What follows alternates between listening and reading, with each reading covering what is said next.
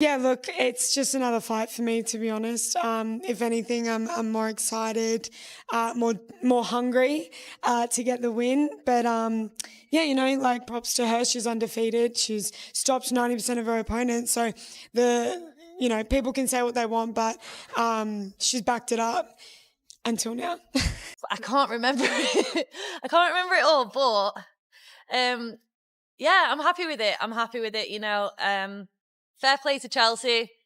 Not many people call out, you know, higher level people, and I'd like to say that I'm a high level fighter. So fair play to her for getting in and being a game fighter. But yeah, I'm not really surprised by the performance, to be honest. I feel like I always like take every opponent serious, and some people I think underestimate me. I don't know why, but yeah, I'm happy. Australian fighter Chelsea Hackett dropped a massive bombshell ahead of her bout with undefeated Dakota Ditcheva. Hackett boldly claimed she was consistently winning in training and had superior grappling skills. But did reality match her confidence? Stay tuned as we break down the pre-fight drama and the stunning aftermath that followed. So many people talking like throughout this whole tournament. It's nice to get in the cage and showcase my skills and shut them up that way, because I'm not really bothered about like proving them wrong. Do you know what I mean? I just kind of get in the cage and prove to myself that they're all just talkers. Yes. I answer them, but you know, I'm in a tournament where I don't get to choose who I fight. So for me, I don't even stress about all that. If someone asks me about it, I'll answer it, but I'm not really like focusing on the next fight. You know, right now, Chelsea Hackett is the person that I need to beat to even think about any of them. So that's kind of the one person that I've been focusing. Let's start with what Chelsea Hackett was saying in the lead up to this fight. Speaking with Gabriel Gonzalez, Hackett made some eyebrow-raising claims about her preparation and mindset.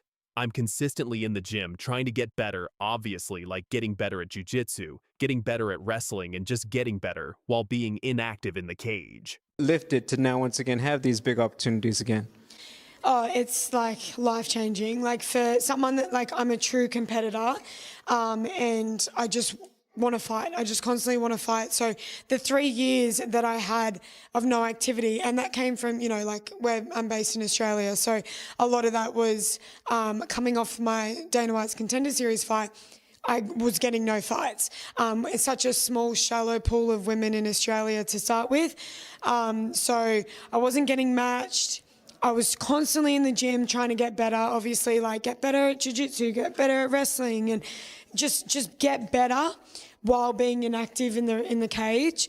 And like there was times mentally where I was like, I don't know how much longer I have to wait for an opportunity to show the world again and to like just show myself as well. Like, no, you were born to do this. But it wasn't just about training improvements. Hackett revealed she'd been specifically targeting this fight for almost a year. I have said and been quite vocal that I've wanted to fight Dakota for like almost a year now. I've wanted to fight her because I truly believe I have the tools to beat her. I was so excited. You know, I have said and been quite vocal that I've wanted to fight Dakota for like almost a year now. So, and it's got nothing like, that's not me being like egotistic or like, this is me like being a competitor, like competitor versus competitor. I've got all the respect for Dakota and, you know, all of that, but I've wanted to fight her because I truly believe I have the tools to beat her. So the confidence was undeniable. When asked about finding out Dakota would be her opponent, Hackett's reaction was telling. "Oh, I think I would like it if there was a camera on me. I was jumping up and down. I was so excited." Oh, I think if there was a camera on me, I was like jumping up and down. I was so excited. This wasn't just bravado. Hackett genuinely believed she had Dakota's number, citing her improved ground game and wrestling as key advantages that would trouble the undefeated striker. Despite her confidence in her abilities, Hackett wasn't blind to the betting odds. She was a massive underdog, but rather than being discouraged, she thrived on that position. I know people think I'm a massive underdog, and people expect me to lose, but it's these positions that I like to be in. I haven't been the underdog in a long time, and I really do thrive in that spot. I know people I'm a massive underdog and people expect me to lose, but it's these positions that I like to be in. I haven't been the underdog in a long time, and I really do thrive in that. The stakes couldn't have been higher for Hackett. Coming off a loss and sitting on 0 points in the PFL standings, this was do-or-die territory. My back is up against a wall and I have nothing to lose. I'm in a position where even if I beat Dakota, I still might not make the playoffs just because of the point system. Look at it like my back is up against a wall and I have nothing to lose. So in that sense, like, I don't feel the pressure because, you know, technically, like, yeah, this is a massive fight for me, you know, and in terms of points and going into the playoffs. But I'm in a position where, like, even if I beat Dakota, I still might not make the playoffs. This desperation seemed to fuel her confidence rather than create pressure. Hackett compared her situation to needing to hit that pedal and go 90 miles an hour. I have to hit the pedal. I have to start. I have to go from 0 to 100 real quick, or it's going to happen back at me, so you know I'm ready to walk through the fire and get the job done. I almost feel like, I don't know if you watch a lot of MMA, so I don't know if you'll understand this reference. Do you remember when Fabricio Verdum, UFC heavyweight, would run across and do a kung fu kick? I think he caught Ronda Rousey's boo, Travis Brown, boo at the time. I think they're married now. Oh, yes, yeah. Caught him with a kick. You know, Jorge Masvidal, when he ran at Ben Askren. I mean, Yes. I almost feel like you just need to hit that pedal and go 90 miles an hour. The heck with 0 to 60. You got to go 90. Yeah. Yeah, absolutely. You know, I agree. And, you know, that's obviously been in my head this whole training camp. And I think this style of tournament too, like, I kind of like, in a way, you have to start fast. And that's something I didn't do in my last round. And I obviously paid the price for. So, you know, coming into this fight with Dakota, I know I have to hit the pedal. I have to start. I have to go from 0 to 100 real quick, or it's going to happen back at me. So, you know, I'm ready to walk through the fire. When pressed about her strategy, Hackett was coy but confident, suggesting she had a specific finish in mind. There's definitely one that I see going over and over in my head that I'm definitely not going to share. My goal is to go out and do the job like I'm here to do a job, and I plan on succeeding the best I can. Strategy, but can you at least tell us this? When you play it out in your head, do you see multiple ways this fight goes down, different finishes, or is there one in particular in your mind that you see over and over again? You know, like, there's definitely one that I see going over and over in my head that I'm definitely not going to share. But I also know that, you know, like, I've had big fights like in my career, and I've had losses, and I also know you really can't be like married to a game plan. So that's something that I've like worked on in my camp. You know, like, there is so many different scenarios that can play out in a fight. Literally anything can happen. And my last fight taught me that. Like, that ended so quickly that I was like, what just happened? Like, it's a part of the game. It's a part of the sport. But yeah, I definitely have had the same scenario play in the back of my mind. And my goal is to go out and do the job. Like, I'm here to do a job, and I plan on. The Australian also revealed her tactical approach would be vintage Chelsea Hackett, aggressive and relentless. You seriously will expect an old Chelsea coming to the cage, just trying to get the job done as brutal and as fast as you can. You seriously will expect a old Chelsea coming to the cage. Just trying to get the job done as brutal and as fast as she. Perhaps most intriguingly, Hackett hinted at a no-nonsense approach to the fight start, even referencing a past incident in Muay Thai where her eagerness got her in trouble. I've had a point deducted in a Muay Thai fight because I've come out, I thought it was the start of the round, and I've just decked this chick with the right hand, and they literally, like, she just went flying. Bonner, I don't know. I've had a point deducted in a Muay Thai fight because I've come out, when was it? I think, yeah, it must have been the start of the round. I've come out and the ref has gone to like tell us the rules, and I thought it was the start of the round, and I've just decked this chick with the right hand. And they literally, like, she just went flying. It was like my second fight. And the ref was like, no, what are you doing? I was just about to tell you the rules. And When fight night arrived at PFL 4 in Connecticut, reality hit hard and fast. Dakota Ditcheva needed just 3 minutes and 22 seconds to completely dismantle Chelsea Hackett's game plan and predictions. Ditcheva drops Hackett within 30 seconds, another knockdown from a vicious body shot, and the referee steps in.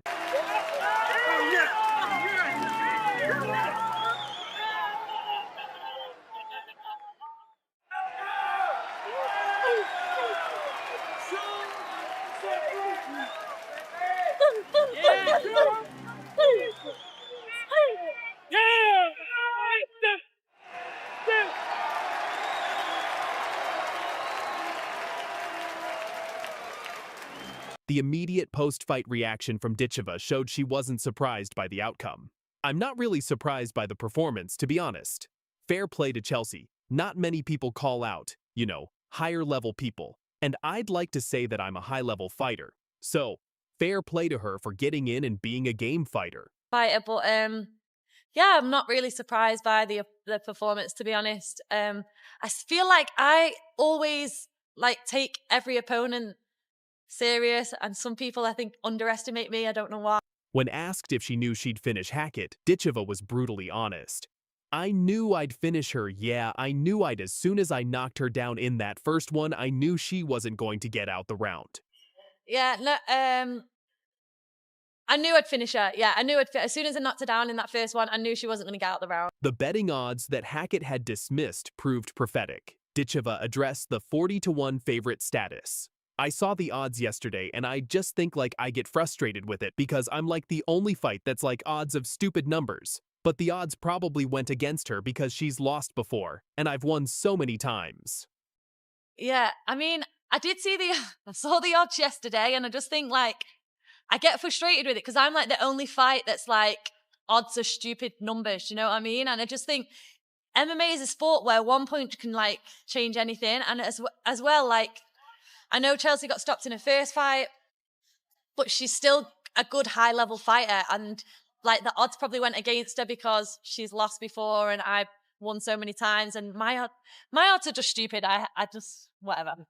The devastating loss left many wondering about the gap between confidence and reality in MMA. Ditcheva's performance not only secured her the #1 seed, but also raised questions about the level of competition she'd been facing. She squeezes it out for a 6-point finish. Good right hands from Santos there. Nice takedown by Santos. And clear another one in the first round. She's in trouble. That's the end. E eu já vi que, ela não é uma atleta completa. Barbiezinha, porque ela quer mais se arrumar do que lutar, né? Ela tá mais pra modelo, pra Barbie, do que pra lutadora. Beautiful right hand. There's a tap for a 6-point finish. Even though she talks bad on my name, she's going to get a big shot. Então eu já fiquei mirando ela, dando umas cutucadas. I'm going to be there, stood in front of her, ready to fight, and I'm excited. Com certeza, se ela chegar na final, a gente vai poder se enfrentar. Tyla Santos drops the massive bombshell on Dakota Ditcheva. She's a model and she's not my level. And also mocked Dakota in front of her, adding lipstick on her lips and laughing.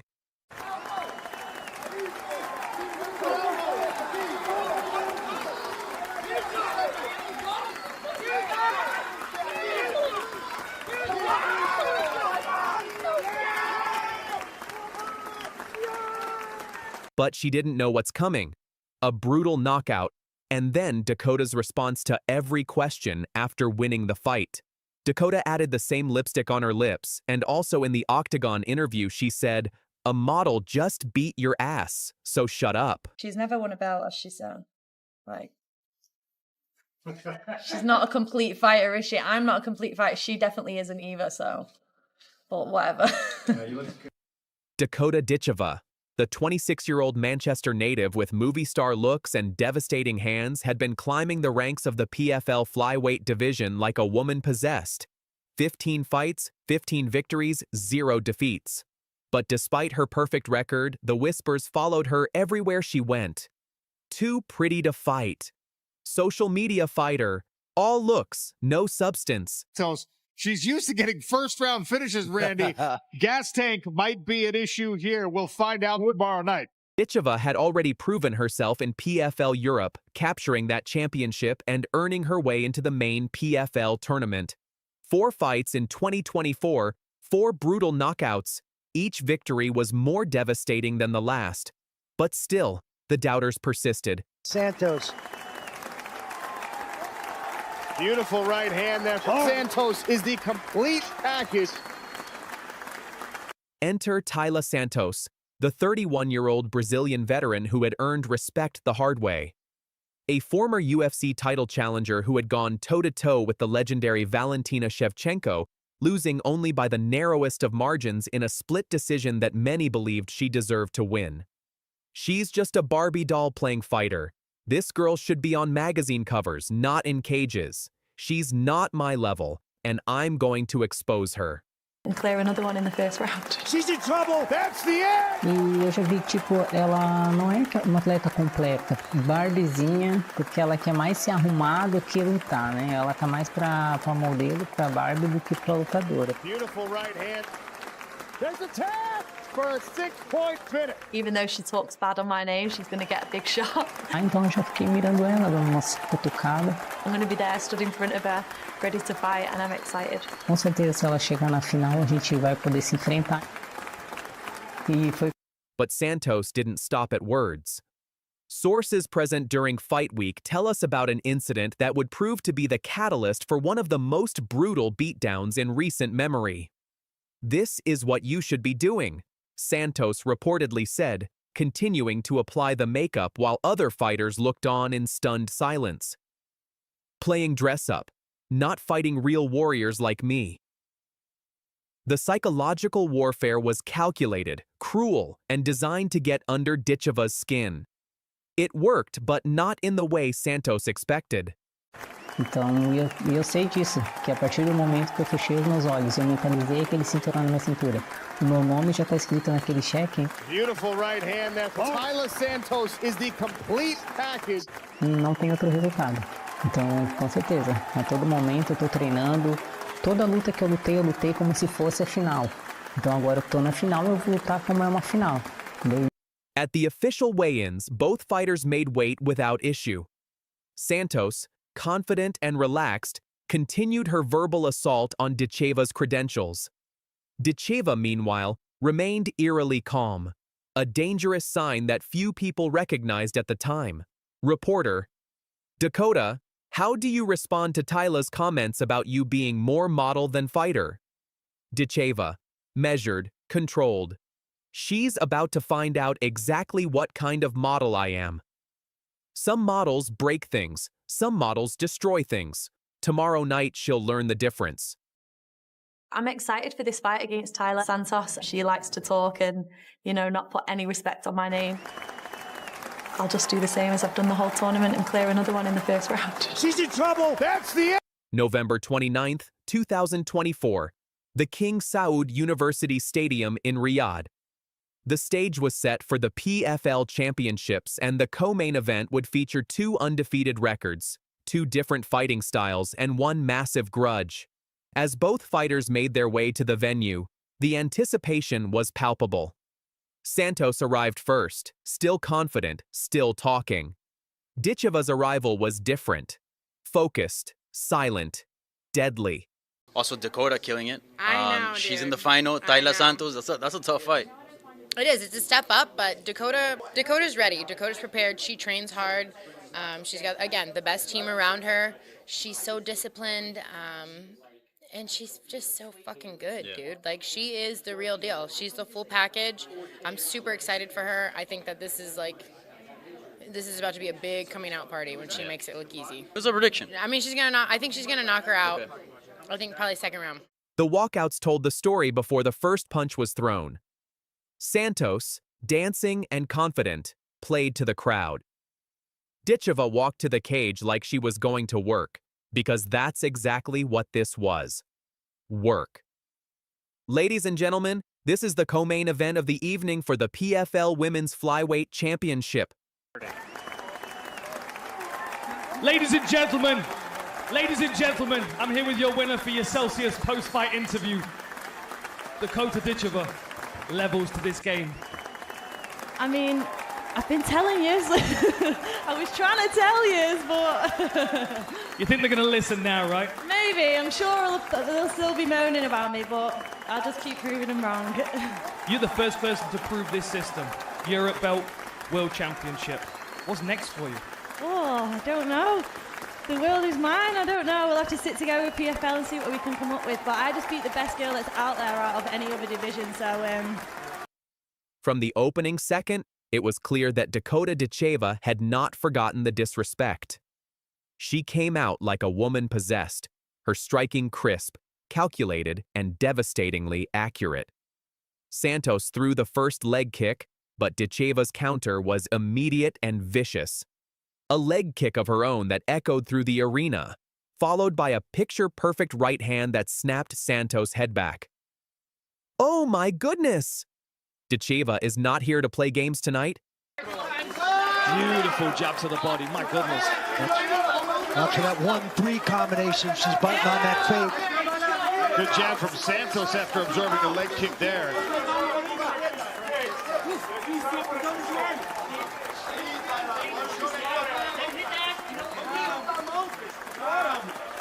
The message was immediate. This was not going to be the easy night Santos had envisioned. Ditcheva's striking was poetry in motion, every technique thrown with bad intentions. Her jab was like a piston pumping into Santos's face. Her leg kicks were chopping down the Brazilian's base. Her knees, when Santos tried to close distance, were landing like sledgehammers to the body. Desperate to change the dynamic, Santos shot for takedown after takedown. But Ditcheva's takedown defense was as polished as her striking. Every attempt was stuffed, reversed, or simply shrugged off with the strength of someone who had spent years preparing for this moment. What's up, everybody? It's Kayla Harrison, and I am here on a beautiful cruise in the middle of Puerto Rico, sending all the love and good luck to Dakota Ditcheva. She fights in the PFL Europe Finals. She has a chance to win $100,000. That's going to be live on December 8th, Friday, in Dublin, Ireland. Good luck, Dakota! From the blue corner, Simone Ditcheva, making her way to the palladium from the red corner, Dakota. really, really good to hear it now. Yeah. Very twisted contest, yeah. Well, my mum actually used to be a fighter, so I kind of got it in the genes. Started fighting when I was about 4. Oh, big punches coming Look across. at those. Those are not brown. Oh, another huge knee. Oh, wow. Simone da Silva thought she could be Dakota Ditcheva's next opponent, but she didn't know what was coming. She was just starting her career with a perfect 2-0 record, but Dakota crushed her dreams with a devastating knockout and made her cry in the cage, giving her first loss and finishing her career forever. Good job by Da Silva to continue to Yes, rotate, absolutely. to get the feet off the fence there. Let's try to get out of it. You can't take anything away from Simone da Silva at this point in this fight. She's been everything what she wanted to do defensively. Oh. Whoa.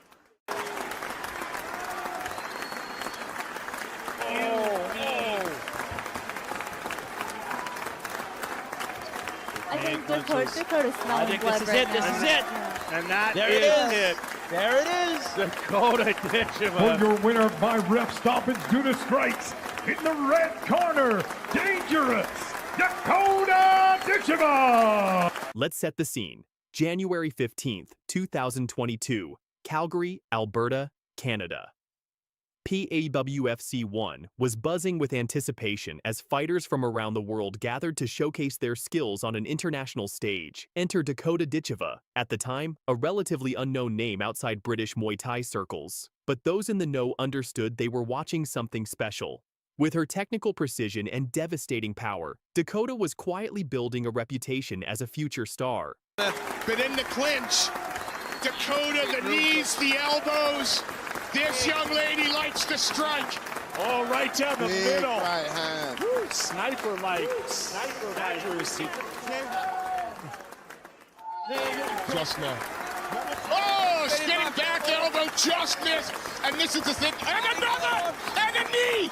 And another elbow! And another! I saw Cripper cut on Ison's head. Big back elbow. Good work for Ison. Thai boxer. So their styles like a launch forward and aggressive, and that's exactly Close quarters work. On the other side, Simone da Silva stepped into the cage with confidence. The Brazilian fighter believed she had what it took to hand the young Brit her first major setback. This wasn't just about winning, it was about making a statement on short notice. But the last-minute opponent change would prove to be Da Silva's biggest mistake. As Dakota revealed in a pre-fight interview, "Yeah, that happened like a few days before I came out. So, like 5 days ago, I think. We found out, but we were looking for a few different opponents. And we've ended up with a really good match." Happened like a few days before I came out, so like 5 days ago, I think. We found out, but we were looking for a few different opponents, and we've ended up with a really good match. You know, I've got a tough fight now, which I'm really excited for. So it's kind of last minute opponents aren't the best, but it's worked out quite good for me because I've got. What Da Silva didn't realize was that she had just volunteered to face a destroyer in the making. Dakota came out in her classic Muay Thai stance, immediately establishing control of the distance. Her jab was snapping, her leg kicks were thudding home, and you could see Da Silva struggling to find her rhythm from the very first exchange. "Look at those!" the commentator exclaimed as Dakota's combinations found their mark. "Those are not ordinary strikes." The precision was surgical, the power was devastating, and the intent was clear. This was going to be a short night for Simone Da Silva. Really, really good for her right now. Yeah. Very quickly caught that catch. Oh, and big punches coming Look across. at those. Those are not ground. Oh, another huge knee. Oh, wow. Whoa. Whoa. There it is. Dakota Ditcheva. Da Silva tried to pressure forward, throwing combinations and looking for openings, but Dakota's speed and technique were operating on an entirely different level. Every attempt to close distance was met with crisp counters that accumulated damage at an alarming rate. Then came the moment that surprised everyone. Instead of keeping the fight standing where she was clearly dominating, Dakota transitioned to the ground game. This wasn't just a striker, this was a complete mixed martial artist announcing her arrival. There we go! Right on the money, baby! What a kick! Straight to the mount. Dangerous Dakota Ditcheva living up to her name. Now, she was not able to finish when she got in this position in the first round.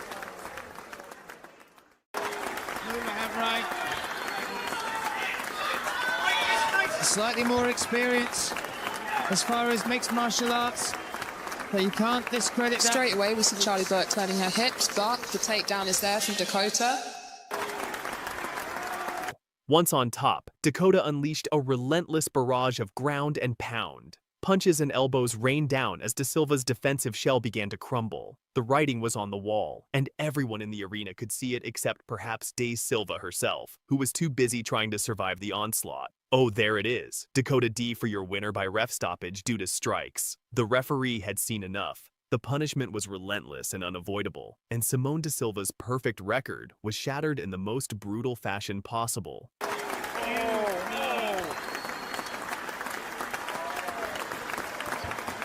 Dakota's smelling blood right now. This is it. And that There is it is. it.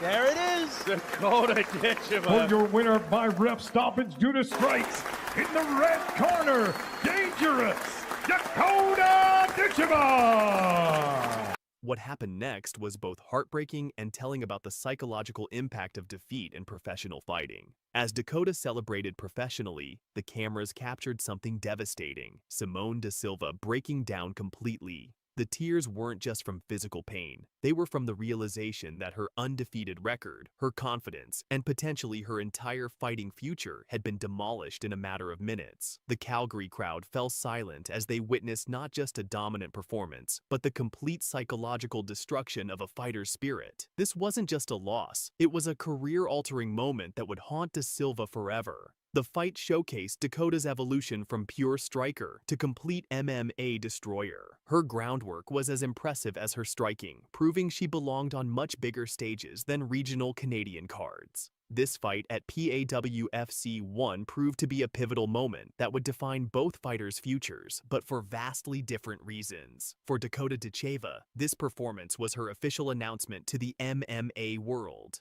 The brutal efficiency with which she dismantled Da Silva served notice that a new force had arrived in women's MMA, one capable of destroying opponents both physically and mentally. Dakota's approach to the fight had been telling. As she explained before the bout, I'm not really sure how it's gonna go, but I'm hoping to let you know I think it'll be a tough fight. I'm just gonna go in there and just show my full game. I think I'm gonna try and, I'm not bothered about keeping it standing or anything like that. If it goes to the floor, I'll just show what I can do there.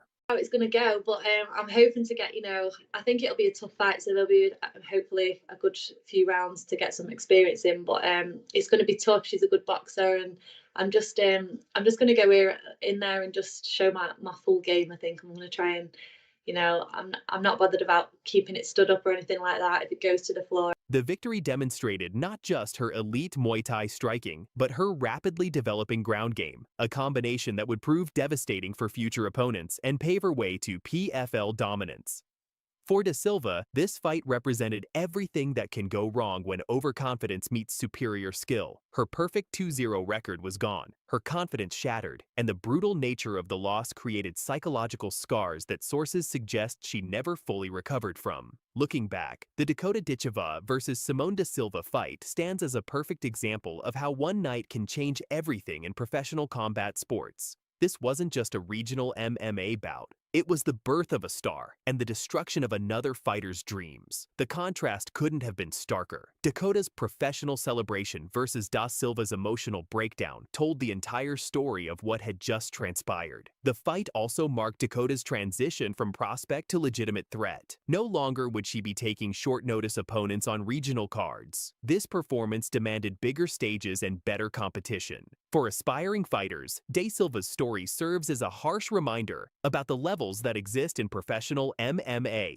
and the dangers of overconfidence when facing elite talent. And there you have it, fight fans. The complete story of one of the most one-sided destructions in recent MMA memory. Dakota Ditcheva's demolition of Simone da Silva at PAWFC 1 wasn't just a win, it was a statement. A statement that a new destroyer had arrived in women's MMA, one who could break opponents physically and mentally with equal efficiency. The tears shed in that Calgary cage weren't just from physical pain, they represented the crushing of dreams and the harsh reality of professional fighting. While Dakota's star was born that night, da Silva's career effectively ended. Thanks for joining us on MMA Breaking News. Don't forget to subscribe for more breaking news and analysis from the world of mixed martial arts. Until next time, remember, in the cage, respect your opponent because underestimation can lead to devastation.